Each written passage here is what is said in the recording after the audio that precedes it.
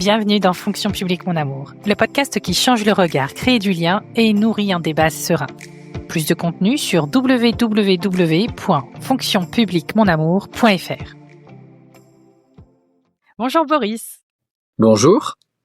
Ça y est, on a réussi. Ça a été un petit peu laborieux, mais je sais que ce que je disais à Kevin, ton chef de cabinet, quand on a calé un petit peu nos agendas, je sais que quand on est dans une position comme la tienne, les agendas, faut trouver une place. Donc j'ai réussi à me faufiler. Je suis ravie. Merci pour le temps que tu veux bien m'accorder. Comment tu aimes te présenter, Boris ? Je m'appelle Boris Melmouet, je suis directeur général de l'administration et de la fonction publique. Et je suis un fonctionnaire engagé pour la réussite des services publics. Ah, j'adore. Parfait, on est deux comme ça. On a prévu plusieurs questions, plusieurs échanges, mais le premier qui m'avait intéressé, c'est ce que je te disais, tu as fait une série de posts sur LinkedIn sur les clichés des fonctionnaires que je trouve particulièrement bons. Et j'aimerais qu'on revienne là-dessus, parce que c'est vrai que c'est, on va dire, ces formes de légendes urbaines, ces mythes qu'on a autour du fonctionnaire, elles sont encore bien là. Aujourd'hui, c'est quoi pour toi les mythes, les légendes, ces clichés sur les fonctionnaires qui sont encore vraiment présents ? En fait, je reprendrai effectivement tes termes, mythes, clichés, légendes. Je pense que comme pour toutes les professions, en fait, ils sont alimentés par une forme d'imaginaire collectif. Donc, on pense dans la littérature à Courteline avec les ronds de cuir, on pense à Balzac avec les employés, on pense à Kafka avec la bureaucratie absurde du procès, mais on pense aussi, je sais pas, dans le cinéma, aux gendarmes de Saint-Tropez ou aux films plus récents de, tu sais, l'Irréductible de Jérôme Commandeur. Et donc tout ça est entretenu en fait par un imaginaire collectif qui est très ancien et qui effectivement a la vie dure. Donc c'est pour le meilleur, donc avec de l'humour, et pour le pire parce que parfois ces clichés sont un petit peu trop présents. Et je pense que c'est à nous, à moi aussi comme directeur de la fonction publique, d'essayer de les déconstruire. Mais c'est vrai, c'est très vrai ce que tu dis. Alors c'est drôle, j'ai presque envie de dire c'est facile. Est-ce que c'est parce que finalement le fonctionnaire ne se défend pas? J'ai presque envie de le dire comme ça. Heu, enfin c'est la critique est facile, finalement et on la retrouve en fait sous plein de formes différentes. Alors tu as parlé de films, je pensais même aux Municipaux d'ailleurs, un autre film qui était sorti, qui parlait du sujet où effectivement le fonctionnaire est souvent décrié comme un peu feignant, comme, voilà, c'est des clichés qu'on retrouve à chaque fois. Pourquoi est-ce que ces représentations, elles ont encore autant de poids d'après toi ? Bah, je pense que il y a toujours effectivement, il y a toujours eu ces clichés. Je pense qu'il faut effectivement les déconstruire. C'est très important. Et on a en fait, les Français ont sans doute cette image du bureau, du guichet, des procédures. Et il y a toujours un fond de vérité, c'est-à-dire qu'il y a une partie des fonctionnaires qui travaillent dans des bureaux. On a des procédures qui sont censées effectivement protéger contre une forme d'arbitraire, pour protéger aussi, j'allais dire, les usagers du service public. Et donc les Français vivent tout ça aussi à la faveur de certaines de leurs expériences, et toutes leurs expériences ne sont pas nécessairement positives. Donc dans la très grande majorité des cas, les expériences avec le service public sont positives, mais on est dans un pays où et on le sait, les Français aiment bien râler, sont exigeants vis-à-vis de leur service public. Et donc c'est à nous aussi, en tant que fonctionnaires, en tant qu'agents publics, de toujours essayer de faire mieux pour être à la hauteur des attentes de nos concitoyens. Ouais, mais finalement, ça révèle aussi comment je vais dire ça? Une forme de proximité, je sais pas, mais en tout cas une relation un peu privilégiée aussi. On critique, ce qu'on aime le plus entre guillemets. C'est rassurant de ce côté-là. Oui, c'est tout à fait vrai et en plus, moi, je suis toujours très frappé, par une contradiction, en fait, que l'on peut voir dans certaines enquêtes.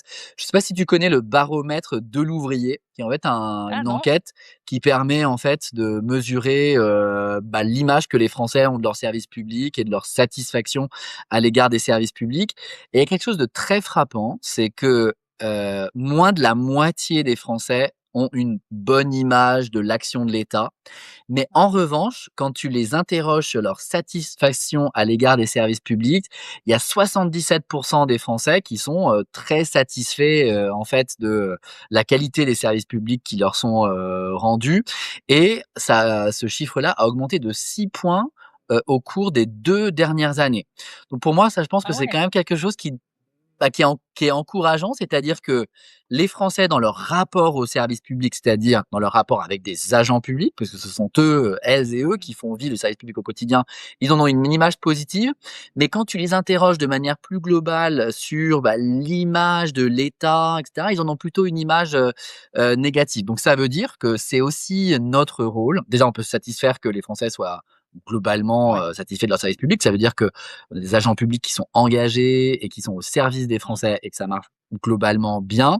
Mais il faut qu'on arrive à travailler sur, l'image de la fonction publique, l'image du fonctionnaire et c'est la raison pour laquelle j'ai souhaité faire cette série de posts, sur LinkedIn, sur la base de données, statistiques, j'allais dire, objectives, produites de manière indépendante pour déconstruire, ce que tu disais, le côté, les fonctionnaires, ils sont jamais pris, ils sont toujours absents, ils sont toujours malades, ils travaillent moins que les autres, et cetera. Et on a réussi à démontrer, sur la base, voilà, de ces éléments objectifs, que tout ça n'est pas vrai et qu'il s'agit de un peu d'une légende urbaine. Mmh. Et c'est vrai que dans certains esprits, et l'argument est tenace, hein. On a beau leur démontrer, je me souviens que j'avais aussi fait un épisode avec Émilien Ruiz sur, est-ce qu'il y a Ouais. vraiment trop de fonctionnaires? Mais finalement, c'est sans fin parce qu'on a beau avoir le dé l'argument, la démonstration, le chiffre, ça reste tenace dans l'esprit de certains, bon, c'est que la vie est ainsi faite. Est-ce qu'il y a côté des GFP, est-ce qu'il y a des choses qui sont concrètement, qui ont été identifiées, des choses à mettre en place, des outils, de la communication spécifique, je sais pas, des vecteurs, des facteurs que vous auriez Mmh. identifiés pour essayer de contrer un petit peu cette image, désuète, je vais le dire comme ça? Alors déjà, je pense effectivement, par rapport à ce que tu dis, je pense qu'il y a pas de fatalisme. Donc il faut être proactif. Ouais. Communiquer, sur ce que l'on fait, sur les missions du service public et je pense qu'il n'y a pas de meilleur ambassadeur que, les agents eux-mêmes, en fait, hein, pour parler de leur métier. Donc moi, tu sais, j'ai été directeur des ressources humaines du ministère de l'Éducation, nationale et très vite, on s'est rendu compte que, la communication institutionnelle, ça marche, pas bien, donc il faut demander, aux professeurs eux-mêmes de parler de leur métier. J'ai été, récemment, à la journée des métiers organisée par la ville de Paris et j'ai rencontré, des, jardiniers, de la ville de Paris, qui parlaient de leur métier, au quotidien, à, des habitants de Paris ou, des personnes qui avaient envie de faire ce métier-là et je pense qu'il y a pas mieux que les agents, eux-mêmes pour le faire. Donc moi, je pense qu'il faut, que l'on encourage les agents publics à être les ambassadeurs de leur métier, de leur mission. Ce sont, des Françaises et des Français, comme les autres, hein, j'ai envie de dire et donc c'est à elles et eux aussi de pouvoir, parler de leur métier, parler de la fonction publique, parler des opportunités qu'elle offre, parler de ce qu'ils font en fait pour améliorer, au quotidien, le service public à destination des Françaises et des Français.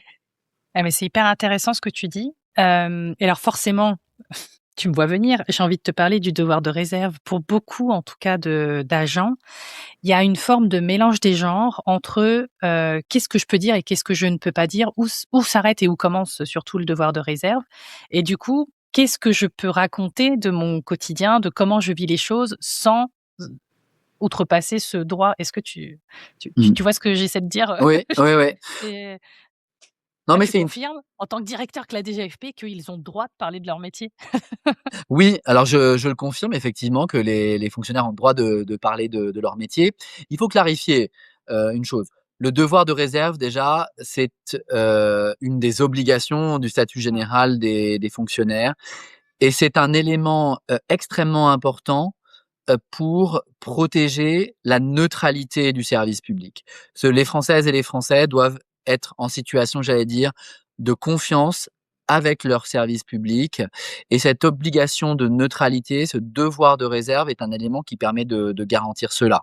Mais ça ne veut pas dire que les fonctionnaires ou les agents publics, de manière générale, n'ont pas le droit de parler et surtout de parler, de leur métier, de leur fonction, de leur, mission. Là où il faut être prudent, c'est effectivement ne pas prendre position dans le débat public explicitement sur un certain nombre de, sujets, de société qui peuvent être en contradiction, par exemple, avec les, autorités, politiques à tous les niveaux que ce soit, au sein de l'État, des collectivités territoriales, auxquelles les fonctionnaires ont aussi une obligation de loyauté et donc aussi de discrétion. Et cette obligation est d'autant plus importante que vous exercez évidemment que vous occupez une place importante dans l'administration, parce que tout ce que vous pouvez dire en termes de prise de position, politique, notamment, peut nuire à cette, neutralité du service public qui est indispensable, pour son bon fonctionnement et pour assurer, la confiance de nos concitoyens vis-à-vis de l'administration, vis-à-vis de l'État, vis-à-vis des collectivités territoriales, vis-à-vis des structures aussi, hospitalières évidemment. Mmh. Il y a peut-être, enfin je pose ça là, hein, je sais que tout n'est pas entre tes mains, mais il y a peut-être quelque chose à faire, côté, agents publics en général pour, qu'ils identifient mieux finalement, ou en tout cas qu'ils se sentent plus sécurisés sur qu'est-ce qu'ils peuvent dire. Ouais. Après il y a aussi, hein, je le sais bien, hein, il y a aussi ceux qui utilisent cet argument-là comme excuse pour, ne pas, je vais le dire comme ça, s'engager plus en parlant de leur métier et de leur quotidien. Il y a un peu les 2 écoles, mais peut-être qu'il y a des choses, effectivement, des actions à mettre en place, côté, sécurisons la parole, ou en tout cas, ce devoir de réserve, expliquons-le peut-être un peu plus aux agents. Je suis complètement d'accord avec toi, mais tu vois, on prend l'exemple, bah, tu es fonctionnaire, je Mmh. suis fonctionnaire, nous sommes en train de parler, ensemble. Tu vas, rendre public, voilà notre conversation et où on parle de voilà, je parle de mon métier, de manière, assez libre. Mais tu as parfaitement raison, où je crois qu'aujourd'hui avec, les nouvelles générations qui ont plus, à mon avis, ce besoin aussi de parler, les réseaux sociaux qui nous permettent aussi d'avoir davantage de publicité, sur ce qui, est dit. Ça mérite sans doute qu'on puisse, donner des conseils, rappeler aussi, le cadre juridique et ça fait partie des projets de la DGAFP, de pouvoir, donner ce cadre aux agents publics. Parce que tu as raison, il y a un besoin, il y a une attente, en la matière. Le cadre est pas toujours très clair, je veux dire la jurisprudence aussi, n'est pas très abondante, sur ces questions. Mais moi je suis vraiment, persuadé et tu vois on dit souvent que c'est l'armée un peu la grande muette. La fonction publique a aussi un peu ce côté-là et je crois qu'aujourd'hui il faut qu'on puisse vivre avec notre temps et il faut que les jeunes, mais aussi, les moins jeunes, voilà, puissent prendre la parole, dans le respect, de nos obligations, c'est-à-dire la neutralité, la discrétion, professionnelle. Mais rien n'interdit évidemment, de parler, de son métier, de ses missions, d'intervenir dans des forums, en ligne ou, physiques. Et au contraire, moi, en tant que directeur des ressources humaines, j'allais dire de la fonction publique, j'encourage à le faire, mais évidemment en respectant, voilà, les principes qui sont les nôtres. Parce que j'insiste aussi sur ce point-là, ces principes-là, qu'on dit, obéissance hiérarchique, Oui. neutralité, réserve, ce sont des principes en fait qui protègent les agents, mais qui protègent aussi derrière le service public et je pense que c'est vraiment important, dans un contexte où, les services publics peuvent être, attaqués, critiqués, que nous-mêmes, agents publics, on soit, exemplaires en la matière. Mmh. Ouais, tout à fait d'accord. Il y a, un autre point que je voulais qu'on voit ensemble, qu'on discute ensemble rapidement, la fonction publique. J'ai l'impression que la fonction publique est devenue une personne, un agent à part entière, et en tout cas, je propose, je veux le dire comme ça, qu'il est important en tout cas qu'on puisse différencier les problématiques de la fonction publique des problématiques des agents en tant que tels. On parle beaucoup d'attractivité de la fonction publique et c'est vrai que si on dit aux agents: «Vous pouvez parler de votre métier, raconter votre quotidien, exprimer ce dont vous avez, voilà, ce que vous vivez, au jour le jour», certains vont quand même pas avoir envie de le faire parce que finalement, bah, ils se sentent pas complètement, épanouis dans leur travail parce qu'ils sont pas d'accord avec leur rémunération ou parce que c'est pas assez transparent, parce qu'ils ont pas des conditions de travail optimisées, je veux le dire comme ça. Comment est-ce qu'on peut différencier les problématiques fonction publique des problématiques des agents, c'est-à-dire le quotidien? Je sais pas si tu vois ma question. Non, si, si. Moi, je vais te dire un peu la manière dont je vois les choses. Moi, je suis, attaché à la fonction publique, j'allais dire comme institution. Et je dis souvent qu'il faut que tous ensemble, on fasse fonction publique. Tu sais, comme on dit, faire nation. C'est-à-dire non pas d'être un collectif de travail avec, un statut, particulier qui n'est pas celui, du, code du travail, avec, donc des obligations, mais aussi des droits, avec, je crois, des principes que nous avons, en commun et que nous devons, défendre. Et la fonction publique en tant que telle est une institution qui, a accompagné, le développement de l'État, le développement des services publics, et donc il faut qu'on préserve aussi, cette unité. Et donc, moi j'utilise souvent cette image-là, c'est-à-dire que la fonction publique en quelque sorte, c'est aussi une famille. Et dans une famille, on n'est pas toujours d'accord, sur tout, loin s'en faut, et on peut avoir, à l'intérieur de cette C'est famille vrai. évidemment, des, conflits, des désaccords. Heureusement, on ne pense pas tous la même chose, et ça, c'est aussi évidemment, la richesse. À l'intérieur de la fonction publique, on peut, exprimer, voilà, des désaccords, des revendications, et c'est l'objet, du dialogue social, du dialogue professionnel, aussi. Mais ça ne veut pas dire pour autant, que, la fonction publique n'est pas composée évidemment, d'individualités, de métiers aussi qui sont, très, très différents et qui doivent pouvoir exister et qui doivent pouvoir, s'exprimer. Et donc, pour réconcilier, tout cela, moi je suis convaincu qu'il nous faut un socle commun, c'est-à-dire que c'est important qu'on conserve un ensemble de règles qui soient communs à l'ensemble des agents publics et qui soient distincts, de celui, du code du travail, parce que nous servons des organisations, des objectifs, des missions qui ne sont pas de même nature que celles du secteur, marchand, on va dire. Mmh. Mais il faut qu'on arrive à trouver, des espaces de discussion, des adaptations aussi des règles qui tiennent compte des spécificités, donc de chacun des versants de la fonction publique, l'État, la territoriale, l'hospitalière, mais aussi de certains, métiers. C'est pas la même chose d'être, policier, d'être, enseignant, d'être, agent administratif, d'être cadre, universitaire, voilà, c'est ou professeur des universités. Voilà, c'est des métiers qui sont extrêmement différents, et donc il faut pouvoir laisser, vivre ces individualités-là, et les règles ne doivent pas toujours être toujours les mêmes pour tout le monde. Donc voilà, il faut trouver ce bon équilibre entre une fonction publique, j'allais dire, qui a cette unicité, et qui respecte aussi, voilà, l'expression des individualités et des métiers qui sont très différents. Mais c'est gargantuesque en fait cette tâche. Elle me paraît gargantuesque. Oui, c'est un peu, tu vois, c'est un peu notre, c'est un peu notre mission au quotidien à la DGAFP. C'est que nous sommes la direction de la fonction publique, et donc, nous, cherchons à consolider, ce socle commun, à défendre aussi ce socle commun, puisque, il ne t'a pas échappé qu'il peut être, aussi, attaqué, contesté. Et donc nous, on est convaincus que pour assurer la résilience de l'État, pour assurer l'efficacité des services publics, on a besoin, de règles qui sont spécifiques et qui, je crois, assurent, cette, efficacité, cette résilience dont nous avons tant besoin, pour le bon fonctionnement des services publics. Et après, c'est à nous aussi, dans le dialogue avec, l'ensemble des, parties prenantes, les représentants des différents métiers, les organisations syndicales, les employeurs, des autres, versants, que l'État, donc la territoriale et l'hospitalière, de pouvoir les écouter, de pouvoir tenir compte de leurs spécificités, et donc, quand on, élabore le droit de la fonction publique aussi, de tenir compte de ces spécificités-là qui sont importantes et qui, je crois, doivent être respectées. En fait, on peut un peu dire, tu sais, c'est un peu comme l'Union européenne, la fonction publique, on est, unis, dans la diversité. Ouais, c'est tout à fait. Hem, J'avais une dernière question, alors peut-être un poil plus personnel, un poil plus, vraiment.